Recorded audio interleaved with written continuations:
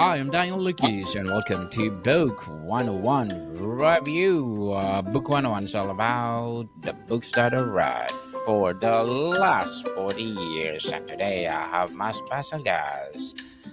He's a CFO and controller, experienced accounting and finance professional, no other than Mr. David Mckee. Good afternoon. How's it going? Well, busy as always, Mr. David, and thank you so much for being part on Book 101 Review. And can you please introduce more about yourself? Sure, yeah. So, I do a mix of the accounting and finance. I've got that background, and I've been a longtime CFO and controller for several companies, helped companies go through mergers, get private equity deals. But then I started focusing on music as well as psychology, and being able to help people is really what jumped out when I started working within those sectors. I'm a songwriter, and always loved music more than anything in my life. So I always connected to songwriting, and then that really led me down to I started coaching and helping out people dealing with writer's block and mental health issues on the music side. I would help them work through their block to fix what that issue would be. And then it realized that it wasn't just musicians who needed that. Actors need that, authors, actors, you name it. Any type of business or job, you need that to some extent, or you need, if you can have a really good coach, it could really lead the difference of whether you have an average to a great life. Mr. David Mckee, thank you so much for sharing your knowledge to the world. And today, let's talk about master your mindset. What does master your Absolutely. mindset mean to you personally? Absolutely. So this really inspired me more than it's not just a question for me. I wrote my first book about this that will be coming out later this year. It's going to be called Navigate the Noise. And what we really dive into is we went through a really traumatic thing, every one of us in the world, with the COVID pandemic and how everything played out through that, and that we were stuck inside and on our phones. And in many cases, if you look at our attention spans in 2019 to our attention spans now, they're going down in a really scary way, that people's mindsets and that their attention spans are so small, they've got almost no bandwidth to really process anything anymore. So really digging in, I've come up with a concept and a method to be able to really diagnose how you're thinking, what you're thinking, because what you think is very powerful. And if you believe in law of assumption and manifestation and all that, I always will throw this at somebody and let them know, like, just a scenario. If they believe in manifestation, I ask them, hey, what did you do yesterday to go for your manifestation and for your mindset? And they'll say, oh, well, I prayed for 5 minutes. And I was like, okay. I was like, and what else? They're like, no, I prayed for it. And that was like 5 minutes or so. And then I'd ask them, what did you do with the other 23 hours and 55 minutes of the day? And what were you thinking about during those times when you were up? And that is a really constant issue, is a lot of us don't really get into the nitty gritty of it, but our negative thoughts really take a toll on what we do. And it proves in epigenetics as well as neuroscience that the way the brain works is neuroplasticity. And if you go out of your way to do new things, especially things that you don't overly want to do, it's going to help you expand so much within the neurons in your brain to really expand into a new type of level of where you think, how you think, and how positive you can be with it. Mr. David, why is mindset such a critical factor in leadership and personal success? Absolutely. So yeah, within literature, you've got to realize that so many authors, if you go to Shakespeare, any of the really like the famous authors that are really beloved, you really get into, you see these dark characters and these side characters and things like that. And a lot of that, in my opinion, and the artists that I deal with when we write music and we go about creating something like that, it's getting into the mindset of what is this person thinking, and like trying to be as open as you can in every way possible because the more that you can really hit human issues, people connect to that. And if you connect to it, man, a story becomes that much more powerful. Indeed, totally agree with you, Mr. David. And can you share a moment in your journey when mindset shift changed everything? Yeah, it was what got me to there is I had to go through a very bad low and trauma. As I lost my mom about 11 years ago. She passed away. I was 29 when that happened. Losing my mom that young really threw me for a loop, and I handled it as bad as you could the first 2 years. I almost pretended like she was on vacation. I knew she was dead. Knew she was gone. I knew that in my soul, but it was just for whatever reason I didn't have that full closure physically. And yeah, it's really getting into that. That set me back for years, but now it's kind of propelled me into where I'm at now. I know pretty much every thought I go throughout the day, and I've especially negative ones. It's like I was challenged by a mentor to write down all negative thoughts that came to me throughout the day, and I'm like, there aren't that many, so I was like, it won't be that long. It'll be pretty easy. I was shocked at how many things of the stuff of you're not good enough, you can't do it. Those internal monologues that are really negative, that like it's usually our insecurities or something along that line, that if we can really tap in and hone into who we are, it helps lose a lot of that subjectability of what we can kind of fall into in having a negative mindset. Mr. David, how about your short-term and long-term goals as as a leader? Sure.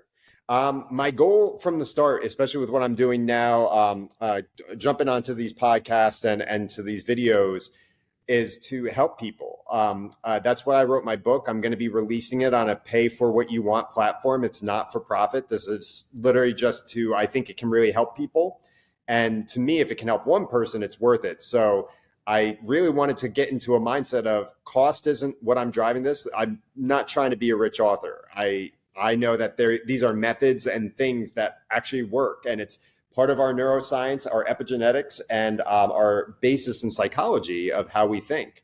So I help give anyone from like sixth grade level on up the ability to read this. I tried to make it as simple as possible so that people could follow, because so much of this is powerful. And it really, I was like, man, it could have saved me probably 10 to 15 years of heartache and struggle and stress if I lived now the way I realized, or if I lived then the way I do now.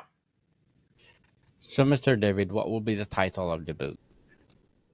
It's going to be called Navigate the Noise. Navigate the Noise. Looking Yes. forward for that, and I'm inviting you again to come back and let's talk about it and let's promote to the world. Would love that. That'd be great. Good luck to your goals, Mr. David. How can someone start identifying and reshaping their internal dialogue? Ooh, okay. So if you want to reshape your internal dialogue, it's where do you want to go? If you start off, what's that goal? What do you want to become? What's the best version of yourself or better version of yourself that you want to become? And then start thinking, how would that higher version of yourself, what decisions would they make on a day to day? Would they eat healthy, or would they not care what they're putting into their body? Are they going to do what they can to give you the best possible way to be your best possible self? So if you start putting that frame of mind, and I started doing a daily accountability task that I would challenge you and anyone who's listening to give this a shot, because it's between you and yourself in this situation. You're not competing against anyone else. It's yourself. And I ask myself at the end of every day, and literally every single day, and I do it on a daily, weekly, monthly basis of, am I closer to who I want to be after what I did today? Every choice I made. And I don't go into if I made a bad choice or something didn't work out in my favor, I don't stress on it, or I don't really think about it all that much. I just say, okay, it's over. I didn't like how I acted. I'll be better next time. And it's one of those kind of self-accountability that we've gotten into a culture of people like to point the fingers and blame, always looking for someone to go at, or like blame someone for this issue or whatever. And in many cases, things aren't black and white. Just to like go into that mentality of, it's not that easy. Is like usually so many problems have shades of gray that don't really compute or relate to what people will see from the outside. So until you're in it, you don't really know what to do. So it's the whole mentality of you don't know what someone else is walking through in their shoes. Be mindful. And I just kind of lead with the mindset of I hope that everyone around me is having a better day because of my presence to some extent. Beautifully articulated, Mr. David. Very well said. How do daily habits and routines support a strong focus mindset? Ooh, yeah. So the more you're into a routine that you're actually focusing on the mindset that you want to bring out and the what that you want to accomplish, the more you become it. And it's literally going through meditation is a great practice to be able to close your eyes, envision where you want to be. And Joe Dispenza, and this is going to be my book recommendation a little bit later, You Are the Placebo. But Joe Dispenza goes into this. It's a New York Times bestselling book, fantastic on the mindset of it walks through medical studies of the placebo effect of people who thought they were in a clinical trial for a cancer drug or for depression, things like that. And they were truly given a sugar pill or a water pill. Had no effect on them, but they believed it. And that power of thought they thought they were in like someone who was diagnosed with cancer was just convinced, hey, I'm in the clinical trial because I'm feeling better. And that positive mindset actually made them better. And it was this fascinating study that's in that book is that they look at this patient and then a week or two later, news comes out that that clinical trial was a failure and no one really progressed from it. And this guy did because he was on the placebo, but he didn't know that. So he saw that news article and he was just like, oh, it didn't do anything for me. And his cancer came back. And it's one of those fantastic, wild scenarios of, man, if we have that power to be able to help ourselves in the best possible way, it really like dictates the difference of what happens with pharmaceuticals and doctors of if we know how to heal ourselves or at least check ourselves on an emotional level, you realize how much more of your health plays out better and is easier. So the more we take care of ourselves, it's that whole age old adage of you can't take care of someone else if you have something going on in what's going on in your circle. You need to take care of yourself first. It's that you do the same thing on the airplane of when if the gas masks come down because something's happening, they tell you to put yours on first before putting on someone else's so you don't pass out. So it's just one of those things of you can't really help expand your own vessel if you're trying to fill up other people's or holding other people's. So it's finding how you can really step out, be your own vessel, and become the best version of yourself. Definitely, people. And for me, Mr. David, I always say to myself, I'm the head, not the tail. I'm a victor, not a victim. Every single day, Love it. early in the morning. Empower yourself, people. Thank you so much. So, how do you maintain a powerful mindset in the face of failure or rejection? Sure. It's an old Kabbalah teaching that really goes into it. It's David Mckee goes into this, and it's called anytime you deal with something you don't like, you hate, scares you, any of those emotions, any of those nasty emotions that's kind of come out. He says to pause and say, God, whether you believe in God, Jesus, whatever you believe in, if you have that type of thing that you're going up, you say, what a pleasure. You're giving me this. This is something coming from you. Everything comes from our creator. So when push comes to shove, that's everything. And that's what we're going through. And nothing, our creator would never give us something that's bigger than what we can't handle. So we might think we can't handle it, but we can. Like it's the only reason why it's in our orbit to begin with is like, this is our challenge to really like take out. And if you think about it, any problem you have, if you have a test a week from today and you stress every day, oh my God, I'm not going to do good on that test, but I've got 6 days and then 5 and then 4.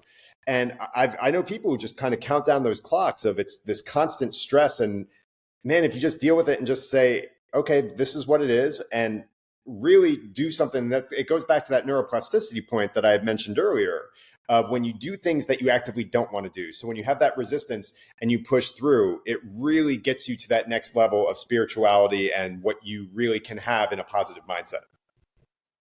Indeed, interesting topic, Mr. David. I hope people empower of what we are talking about right now. What are the some mindset practices you incorporate into your leadership style?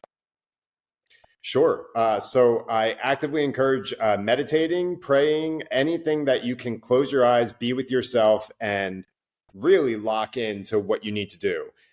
I do it personally at least 3 hours a day, and it sounds wild, but man, it's life changing. Of how much more present I am.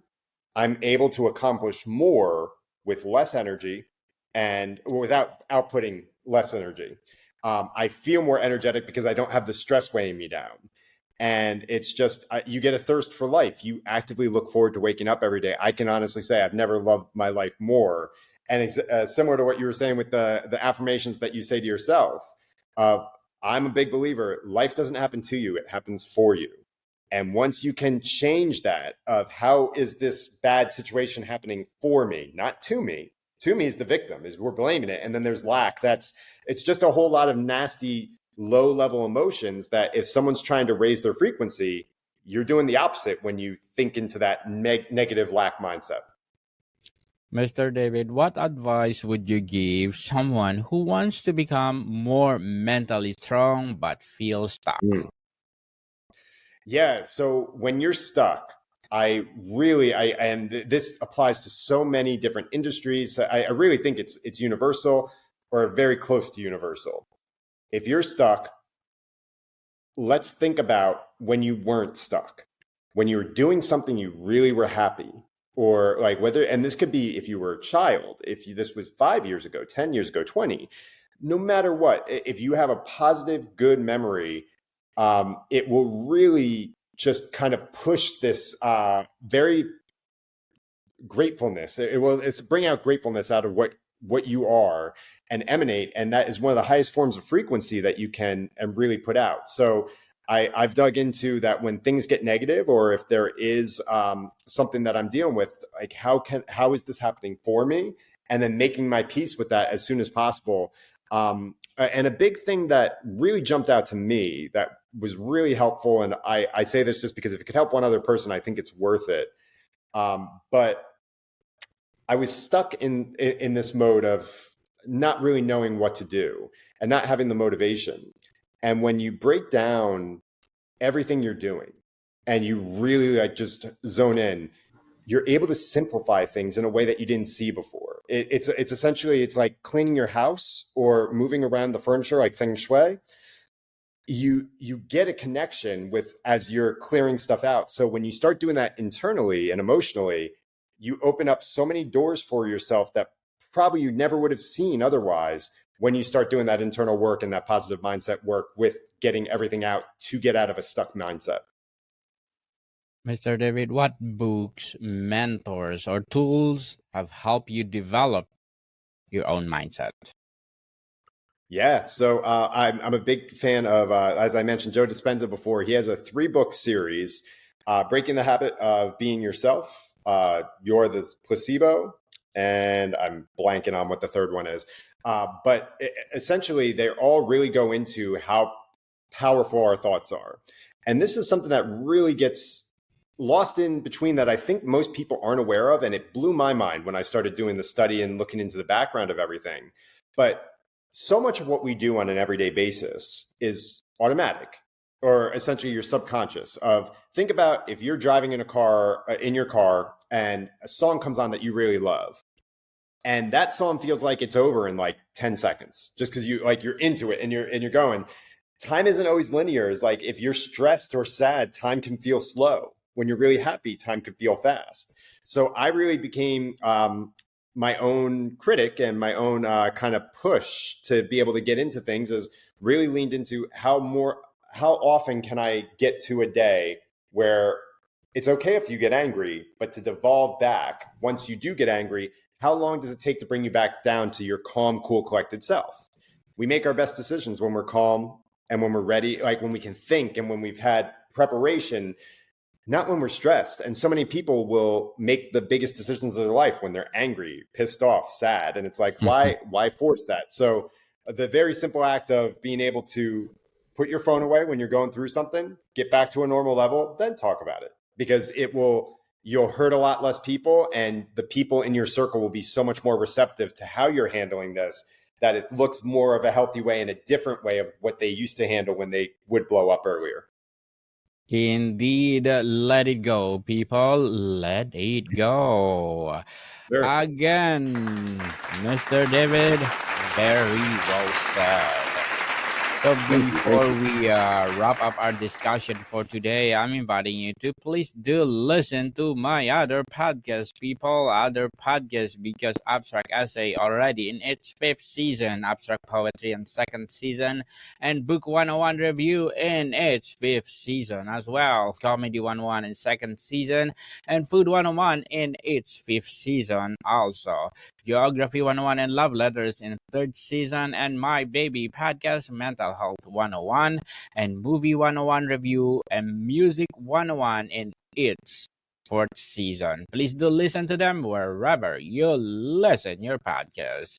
Mr. David, if you could give your younger self one piece of mindset advice, what would it be? Enjoy the present moment. Indeed. Me too. Enjoy the moment and, well, relax. Mr. David Mckee, thank you so much for empowering us. Thank you so much for your knowledge that you gave to us. And can you please invite our listeners to support your upcoming book as well as your business itself? Thank you so much. Yeah, it's you can find me David Mckee 84 on Instagram, as well as another angle consulting is our music business. Yes. Can you be my guest on Music 101 and let's talk about music itself? 100%. Let's do it soon. Yes. Just book to my calendar and let's talk about music. So, Let's do it. Mr. David, and please do plug in your upcoming book. What's the title again? Navigate the Noise. It will be out later this year, 2025. Yes, people, let's support Navigating Noise by Mr. David Mckee so that more and more and more empowering books to come. Mr. David, thank you so much for your time. Thank you. Have a good one. Modicon people, see you soon.